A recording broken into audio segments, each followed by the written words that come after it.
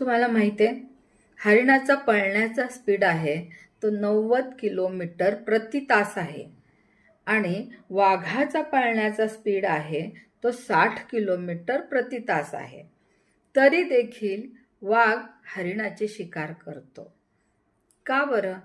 कारण हरिण ज्या वेळेला पळत असते त्यावेळेला ते वारंवार पाठीमागे पाहत असते. का? तर वाघ कुठंपर्यंत आलेला आहे त्याच्या आणि तो कधी त्याला पकडू शकतो.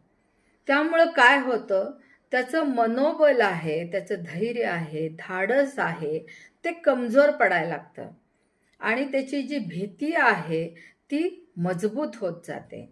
त्यामुळं त्याचा पळण्याचा स्पीड कमी होऊन वाघ त्याची शिकार करतो. बिझनेसमध्ये पण तसंच आहे फ्रेंड्स.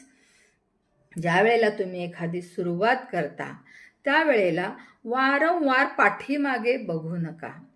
वारंवार पाठीमागे बघितल्यामुळे तुमचं मनोबल कमी होतं, कॉन्फिडन्स कमी होतो. कारण सुरुवातीच्या चुका तुम्हाला दिसतात आणि त्यामुळं तुमचं धैर्य आहे ते कमी होतं आणि पुढील भीती तुम्हाला सतत वाटून राहते आणि मागे वळून बघितल्यामुळे तुमची कोणीतरी नक्कीच शिकार करतं. त्यामुळं भीती बाजूला काढून टाका, मनोबल वाढवा.